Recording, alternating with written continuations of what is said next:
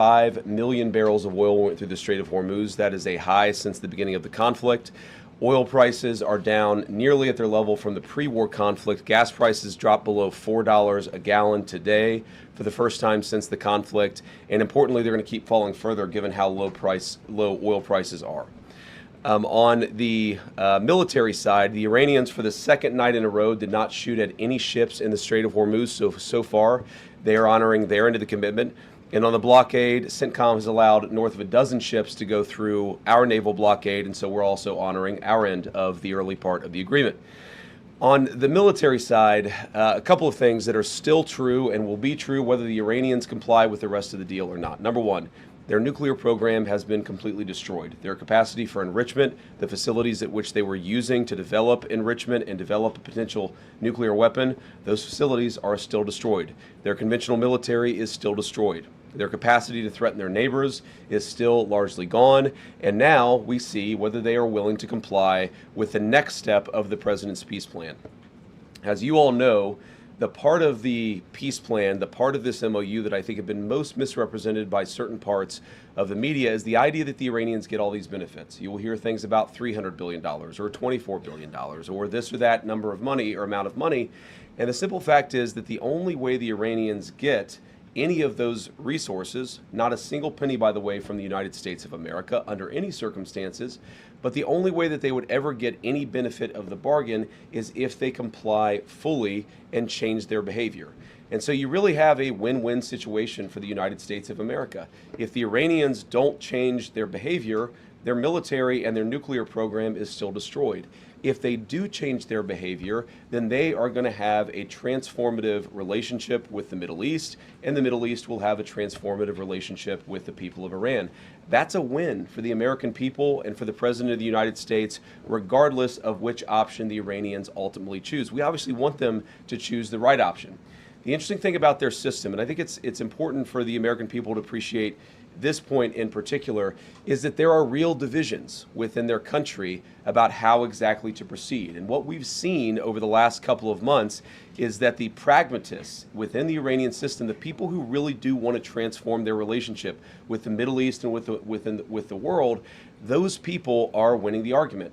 The United States wants those people to win the argument. The United States wants to have a better relationship, but in order for that to happen, the Iranians have to perform. And if they don't perform, as we've said before, they don't get any of the benefits of the bargain. So what I'd ask all of you is just to report honestly that the United States isn't giving up a cent of money to Iran, and even the economic benefits, the sanctions relief and so forth that comes along with this bargain only happens if the Iranians perform.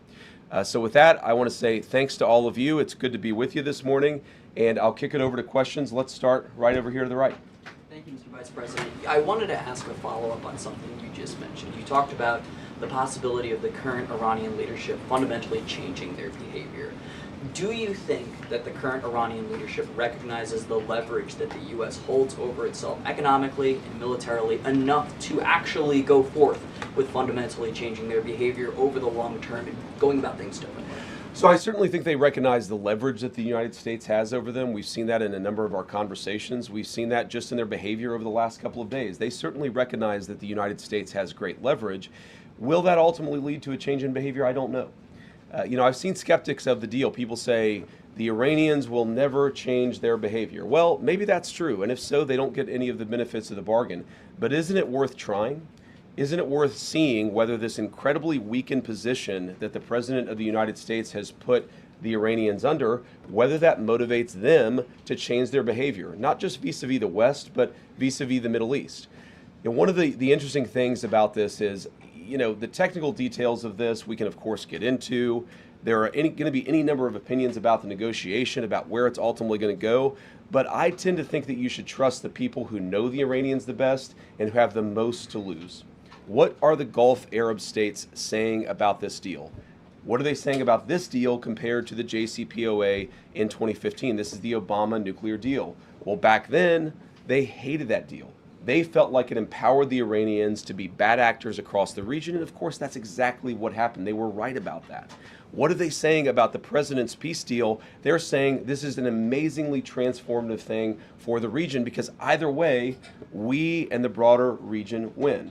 Iran is weakened, their nuclear program destroyed, their economy in desperate straits, and if they change their behavior, big things are going to happen for Iran and for the world. If they don't, no skin off our backs. Either way, we win, and that's the way the president has set up this deal and this negotiation. Thank you, Mr. Vice Yep. President. Just a quick housekeeping question, which I think you answered in your cover, but did the 60-day period officially begin yesterday?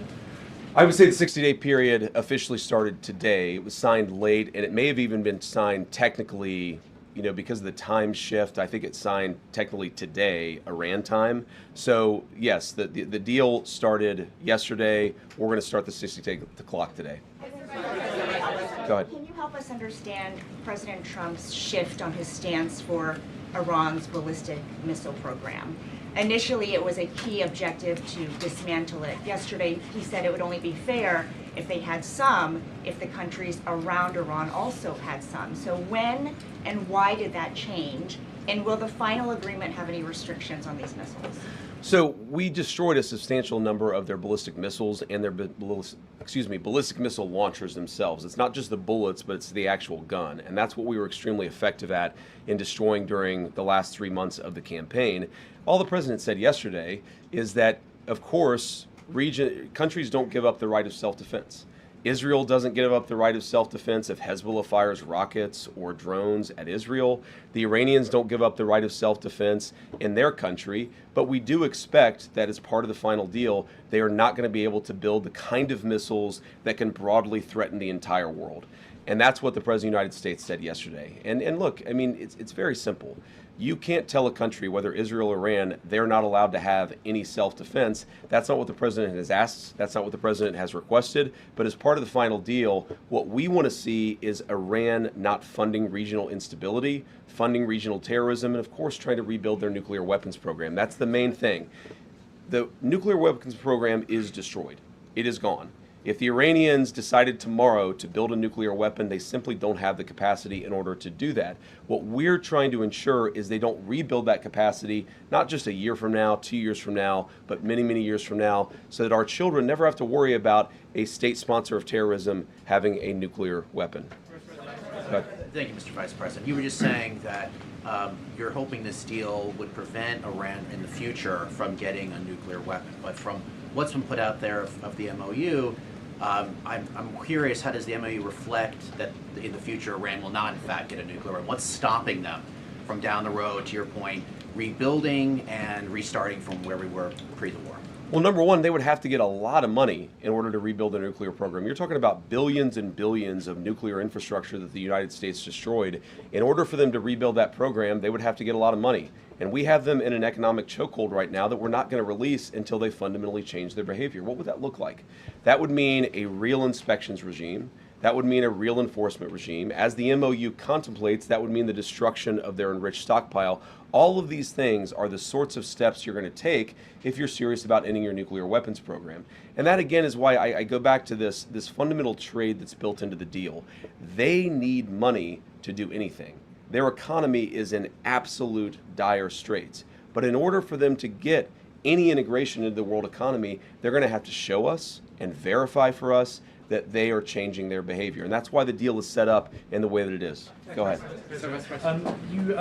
President Trump said yesterday that he was going to blame you if the talks with Iran go sideways. Are you worried that he's going to make you the fall guy? No, not at all. I mean, I think the president was joking, but as he often does. But no, I think, look, the entire team has worked very well on this, and we've got this thing to a very good place for the American people. Now, I have seen some progressive criticisms of me personally saying, what experience does the Vice President of the United States have with hostile, high-stakes negotiations? And I would point those progressive critics to the fact that just 2 days ago, I spent over an hour on The View.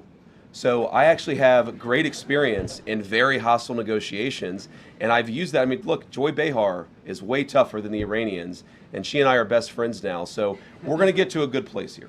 We're going to get to a good place. We're already at a good place. It's just a question of whether we can really get the icing on the top of fundamentally transforming Iran's relationship with the world.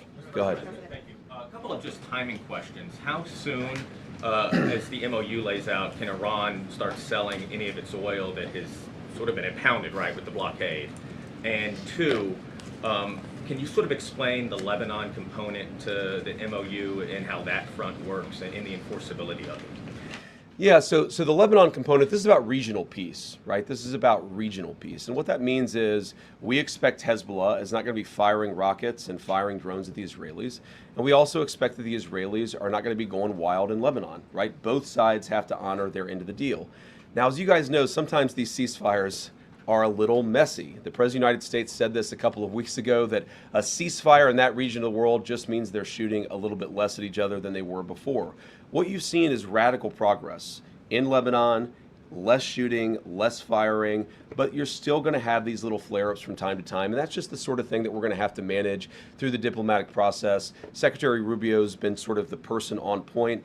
It's actually worked out extraordinarily well because we do have substantially less shooting, but it's going to be something we have to manage. And eventually what we want to see is the Lebanese government, the elected representatives of the people of Lebanon, who are able to police southern Lebanon so that Hezbollah has not taken over the country, the Israelis are not threatened, and then consequently the Israelis are not attacking southern Lebanon or Beirut either. That's the plan there. You asked about the Iranian oil. Look, one of the interesting things that you've seen is that the Iranians have been completely unable to sell oil, not because of sanctions, but because of the blockade. Fundamentally, the thing that we have done here, the original, what we give, what they give, is that we said we're going to lift the blockade, we're going to allow you to sell some of your oil, and they're going to open the Strait of Hormuz. We see that process starting to work already. It's going to take a little time before it picks up fully, but that's where we are today. Go ahead. Thank you, Mr. Vice President. The MOU, just on the Strait, the MOU guarantees these 60 days of toll-free passage, but after that it is, of course, led to a regional dialogue with Oman and Iran deciding the future governance of the Strait. A senior U.S. official told us yesterday that they expect Iran to push aggressively on this, but also that Gulf states won't allow any kind of tolls. How strenuously will the U.S. fight to keep tolls out of the Strait and keep any fees away from the future Strait commercial traffic? And are you going to leave it to the Gulf states to kind of fight this battle? Well, first of all, we believe international waterways should be free of tolls, and that's been our position. That's what you see, of course, in the 60 days of the MOU. And when you say it leaves it open, it doesn't really leave it open, except in the sense that, of course, the final negotiation is going to set the terms of what comes afterwards, right? You said, I think that it's the Omanis and the Iranians, but it's actually the MOU contemplates that the Omanis, the Iranians, and the Gulf Coast Coalition together will figure out a proper security framework for the Straits in the future. And what I mean by that is that we don't ever want this to happen again. Right? That's not about tolling. That's about ensuring that the Straits are never used as a choke point for the global economy ever again. It's frankly not what the Iranians want. It's not what the Omanis want. It's not what the GCC wants either. So what we're going to do, of course, working with our allies in the region, is to ensure that that is reflected in the final deal. And if that's not reflected in the final deal, there's not going to be a final deal. And that is, I keep coming back to this fundamental structural point of this negotiation, which is that we have all the cards. If the Iranians want the benefits of the bargain, they have to give us the things that are necessary to get those benefits. Go ahead. Thank you, Mr. Vice President. We'll do both. Okay. Both of you guys. There's one in the white and then one in, orange, I think. What about the pink? I'm sorry? Okay. Maybe I'm colorblind. It looks more orange to me. I don't want to have a debate about that. Orange, pinkish. You go first, and then in front of you can go second. President. Me first. Thank you, Mr. Vice President. How does the points about granting some immediate waivers on sanctions, especially from the Treasury Department, how does that square with the Iran Nuclear Agreement Review Act? And are you planning on briefing Congress on this portion? Yeah, so I talked to James Braid, our head of OLA. We do plan to brief Congress very soon. I believe that they got the formal copy of the signed document this morning, and if not, they're going to get it at some point later today. We are planning a briefing. I believe right now the House is out of session, the Senate is in session, though maybe I've reversed that. But we're going to ensure that the team briefs Congress and, of course, answers their questions. We've been doing that informally, of course, talking to a number of people in Congress just over the last week. We'll keep on doing that, and we'll have a formal briefing. I won't say exactly when that will be because it depends a little bit about session schedule. Your point about the sanctions is I'll go back to what I said earlier, which is really the choke point on Iranian oil was never the sanctions. We didn't see that as a major concession to the Iranians. Frankly, the Iranians didn't see that as a concession to them because what prevented them from selling oil was not the sanctions. They were selling plenty of oil without any discount because the sanctions were just fundamentally ineffective at that point. What the sanctions did do is move the Iranian financial system to sort of the shadow banking system. So by lifting the blockade, that's the significant thing that has changed. And by lifting the sanctions, we're actually going to be able to see a little bit where their financial system actually sends money and receives money. That's a real benefit to the American people. And that's really the only thing that has changed by the change in sanctions. Oh, sorry, I forgot that part of the question. No, we don't think so. We actually have an opinion from OLC we feel quite confident about that, Congress does, there are certain things that require congressional approval. There are certain things that don't require congressional approval. We feel quite confident that we can temporarily lift those sanctions without going to Congress and seeking their approval on that. Apparently, there's been reports coming out of Israel that Iran is already funneling oil money to Hezbollah even before this particular MOU was signed.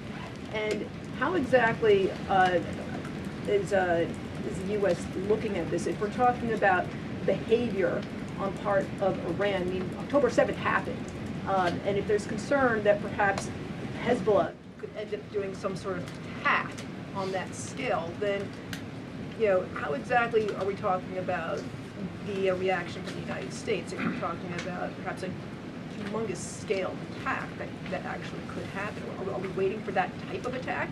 I mean, what exactly is a scale here? Sorry, you said what exactly is a scale? Yeah, well, I mean, like, what type of attack would it take to actually get a reaction from the United States to say, okay, now we're actually going to start dropping bombs on Iran for having bad behavior? Well, we don't want a scale of any attack. Any attack, whatever its scale, is unacceptable under this agreement. Now, you asked the question saying that oil money was flowing to Hezbollah before the MOU was signed, and it's one of the reasons why we are actually engaged in this process is to ensure that no money is flowing to Hezbollah. So it's interesting where people will say that the MOU is bad because the MOU produces consequences that were actually happening well before the MOU was signed. That's not a reflection on the MOU, that's a reflection of why we need the MOU to ensure that we have the regional peace and stability that we need. Now, what I would say to some of the critics of the deal that I've heard that will say, well, Iran's going to get all this benefit. I'll repeat what I've said, and I'm probably going to have to repeat it a number of times, is what is the benefit that the Iranians get that they didn't have before? And the answer is nothing. They don't get anything unless they change their behavior. If they change their behavior, that is a thing to celebrate. That's going to transform the Middle East for a generation. If they don't change their behavior, they don't get the benefit of the bargain. And I think, I got to be honest, I think fundamentally this idea that, and it's a misrepresentation of the MOU, this idea that the Iranians get all these benefits before the deal is actually consummated. The idea that they get benefits before they change their behavior is fundamentally a talking point that is issued by people who want the conflict to continue indefinitely, despite the fact that that's not good for the American people and it's not good for the region. Way in the back. All the way back in the red. Thank you so much, Mr. Vice President. Mr. Vice President. Red here, you mean? Are you red? We'll do, okay, sorry. Thank you. I'm wearing bright red. So many people are wearing red. You can go first. Kara, right? Thank you, Kara. Okay, and then next after that. Okay, great. Could you highlight the major differences between this deal and President Obama's deal in 2015 and why the administration believes that this deal is superior? And second, Mr. Vice President, President Trump has been vocal lately about his disapproval for Bibi Netanyahu's attacks on Lebanon. Has the administration spoken to Bibi Netanyahu directly about the president's concerns recently, and what is the feedback from Israel? Yeah, so we speak to Bibi or speak to somebody in the Israeli government, just as we speak to the Gulf Coast Coalition, our regional partners, pretty much every day, at least at some high level of our government. Look, the president's been very clear. He does not withdraw from Israel. No one could withdraw from another country the right of self-defense. Israel has the right to defend itself. But fundamentally, the Israelis, just like everybody else, have to respect this peace process that is fundamentally good for them and good for the entire region. What the president has grown frustrated sometimes is that we seem to be right on the cusp of a major breakthrough in the agreement, and then all of a sudden there's a major explosion that goes off in a civilian population center in Beirut, and a lot of people who have nothing to do with Hezbollah lose their lives. That's not acceptable. That's the sort of thing that we've asked for closer coordination so that we ensure it doesn't happen. And our message to the Israelis, just as our message to everybody else, is fundamentally, we want this peace process to be good for you. We do not want Hezbollah attacking Israel. But in order to ensure that that happens, we have got to actually build the kind of regional framework that can cut off the money to Hezbollah, cut off Iranian support for Hezbollah, and also ensure that Lebanon's territorial sovereignty is respected by all parties. And the difference between the two agreements.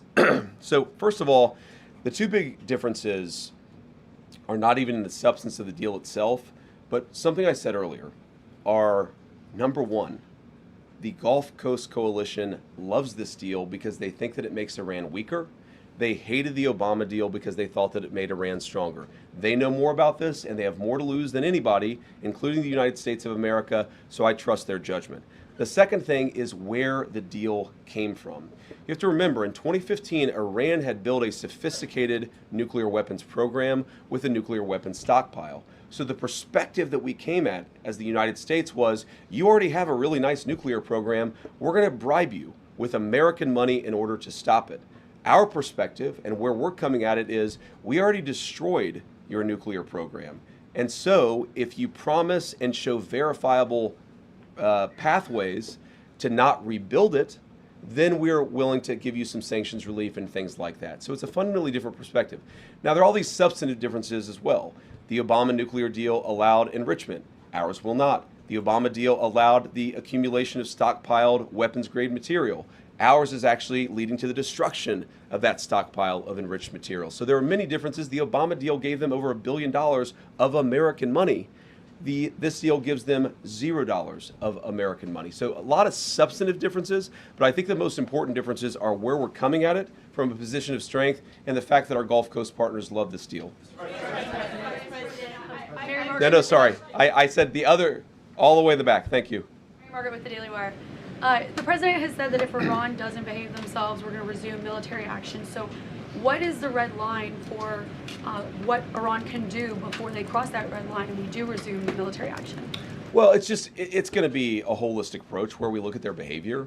Are they funding terrorism? Are they leading to attacks of other people? Are they trying to get centrifuges to redevelop their nuclear weapons program? There are all these questions that we're going to ask about whether they've actually changed their behavior. Do they allow the inspectors in as they have promised that they would do, or do they refuse to allow those inspectors in? A whole host of things we're going to see. We're working towards a very successful resolution of this process. But again, it takes two to tango. And what the president's just saying is that we maintain economic, diplomatic, and military leverage that nobody else in the world has. So if the Iranians want to change, great.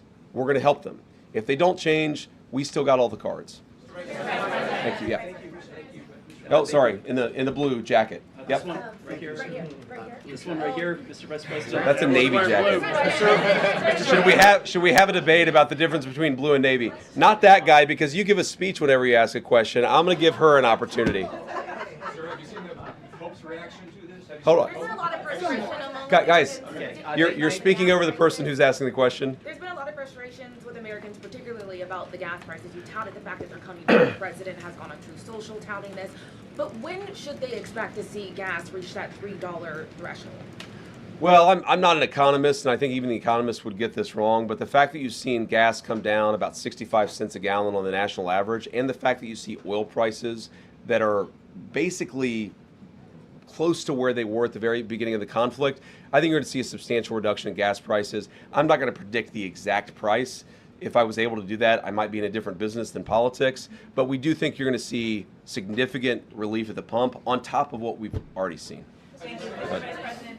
You keep saying that Iran will only reap economic rewards if they comply and change their behavior. But under this deal, they are being allowed now to sell their oil freely. Again, how is that not a financial benefit? And they're being allowed to do that without making any new concrete nuclear commitments. So can you explain how is that not lopsided?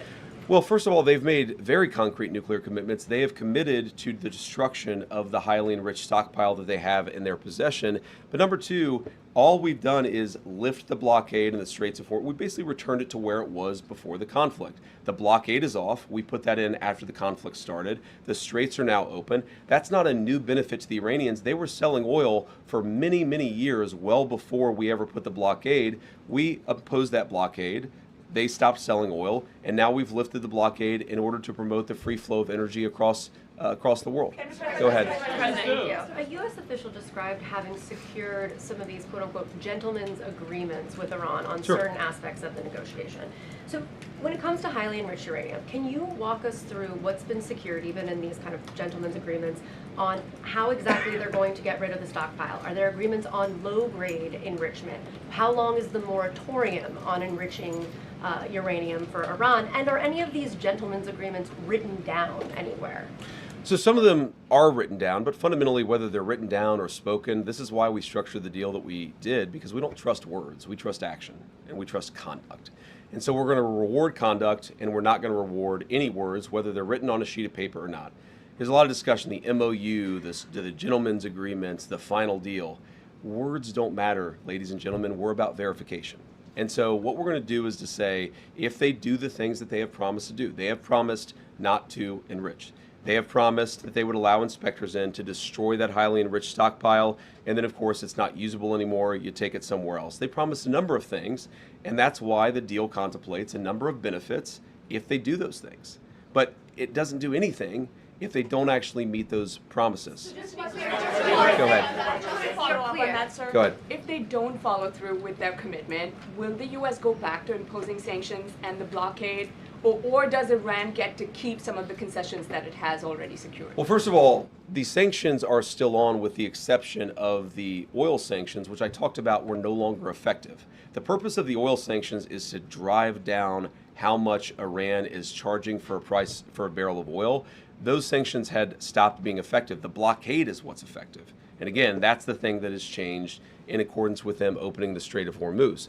No sanctions will come off unless they perform the benefit of the bargain, and every sanction will come back on. Like hypothetically, let's say 2 years down the road, they've done what we need to see on the nuclear program, and we release the sanctions as the deal contemplates. Then they decide they're going to start rebuilding the nuclear program. Then, of course, those sanctions are going to come back on. And that's why it's really kind of like a dial. As they dial up their good behavior, we can dial up the economic relief. If they dial down their good behavior,